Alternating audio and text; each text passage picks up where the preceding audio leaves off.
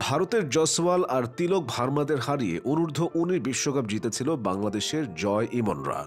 অথচ সেই জয়সওয়ালরা এখন তারকা। অন্যদিকে জয়রা নিজেদের হারিয়ে খুঁজছেন। তারকা হওয়া তো দূরে থাক, একের পর এক সুযোগ পেয়েও জাতীয় দলে নিজেদের প্রতিষ্ঠিত করতে পারছেন না। যুব বিশ্বকাপ জেতা অধিনায়ক আকবর আলীও যেন নিখোঁজ। এদিকে এনামুল হক বিজয়ের কথাই ধরুন, 2012 অনূর্ধ্ব-19 বিশ্বকাপের সর্বোচ্চ রান সংগ্রাহক ছিলেন তিনি। অথচ সে আসরেই খেলেছিল ট্রাভিস হেড ও বাবর আজমরা। এখন কার অবস্থান কোথায়? বাংলাদেশের ক্রিকেটে যুব ক্রিকেটারদের এই পতনের ঘটনাটা নিয়মিতই ঘটছে। বয়সভিত্তিক দলে দুর্দান্ত পারফরমেন্স করলেও কেন তারা জাতীয় দলে ধারাবাহিক নন? এই প্রশ্নের উত্তর খুঁজতে গেলে অনেকগুলো বিষয় জানতে হবে। প্রথমত, অনূর্ধ্ব-19 দল যদি হয় পুকুর, তাহলে জাতীয় দলকে বলা যায় সমুদ্র। এই দুইয়ের মাঝে কার্যকর একটি প্ল্যাটফর্মের প্রয়োজন, যেটা বাংলাদেশে নেই বললেই চলে। ভারতে বয়সভিত্তিক দল থেকে জাতীয় দল পর্যন্ত একটা পরিকল্পনা আছে। অস্ট্রেলিয়া, ইংল্যান্ড তো অনূর্ধ্ব-19 দলের পারফরমেন্সকে তেমন গুরুত্ব দেয় না।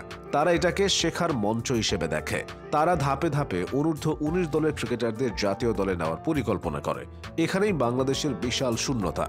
অনূর্ধ্ব-19 দলের অর্জনের মধ্য দিয়েই যেন সব লক্ষ্য পূরণ হয়ে যায়। আফসোসের বিষয় হলো, বয়সভিত্তিক দল ছাড়া জাতীয় দলে খেলানোর জন্য বাংলাদেশে ক্রিকেটারদের সত্যিকারের কোনো পাইপলাইনও নেই। এইচপি টিম অথবা এ টিমের কার্যক্রমও একেবারেই অনিয়মিত। সাথে ভঙ্গুর ঘরোয়া লীগ তো আছেই, যার ফলে বাংলাদেশের ক্রিকেট অবকাঠামো এমনভাবে গড়ে উঠেছে যে এখানে ঘরোয়া লিগে পরীক্ষিত প্লেয়ারদের থেকে বয়সভিত্তিক দলের প্লেয়ারদের বেশি গুরুত্ব দেওয়া হয়। যে কারণে বিসিএল, এনসিএল এর মতো টুর্নামেন্টগুলোতে যারা ভুরি ভুরি রান করেন, তারা ধরেই নেন ভালো করার পরও জাতীয় দলে ডাক পাবেন না। অন্যদিকে তরুণ ক্রিকেটাররা পরিণত হবার আগেই ডাক পেয়ে যান। পরিসংখ্যানে চোখ রাখলেই এর প্রমাণ মেলে। এখন পর্যন্ত যুব বিশ্বকাপের খেলা বাংলাদেশি খেলোয়াড়দের 41%ই কখনো না কখনো জাতীয় দলের জার্সি গায়ে চাপানোর সুযোগ পেয়েছেন, যা টেস্ট খেলুড়ে দেশগুলোর মধ্যে সর্বোচ্চ। কিন্তু এই তালিকার শীর্ষে থাকাটা খুব একটা খুশির কথা নয়। মূলত যে দেশগুলোর পাইপলাইনে বেশি খেলোয়াড় নেই এবং ক্রিকেটীয় অবকাঠামো অনুন্নত, তারাই যুব বিশ্বকাপে আলো ছড়ানো খেলোয়াড়দের দ্রুত জাতীয় দলে সুযোগ করে দিয়েছে। আর যথেষ্ট পরিপক্ক না হয়ে জাতীয় দলে আসার কারণে তাদের টেকনিক ও স্কিলও পর্যাপ্ত ছিল না।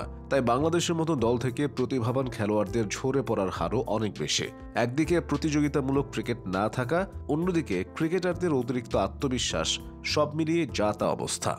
কিন্তু বিসিবি চাইলেই হতে পারত এর ব্যতিক্রম। তরুণ ক্রিকেটারদের দ্রুত জাতীয় দলে না ডেকে একটা প্রক্রিয়া অনুসরণ করলে তাদের জন্যই মঙ্গল হতো। যে প্রক্রিয়ায় ক্রিকেটারদের মাঝে থাকতো প্রবল অনিশ্চয়তা আর নিজেদেরকে বারবার প্রমাণ করার কঠোর চেষ্টা।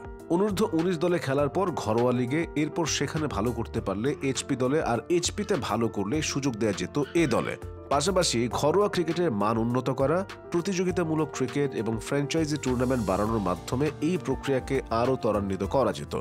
কিন্তু বিসিবি অল্প বিনিয়োগেই সন্তুষ্ট থেকেছে, যে কারণে তরুণ জাদুকররা অকালেই ঝরে পড়ছে, হারিয়ে যাচ্ছে অতল গহীনে। সাকিব আল হাসান, মুশফিকুর রহিম, তামিম ইকবালরাও বয়সভিত্তিক দলের খেলোয়াড়। অনূর্ধ্ব-19 দলের গণ্ডি পেরিয়ে এইচপিতে প্রশিক্ষণ নিয়ে জাতীয় দলের জন্য তৈরি হয়েছিলেন তারা।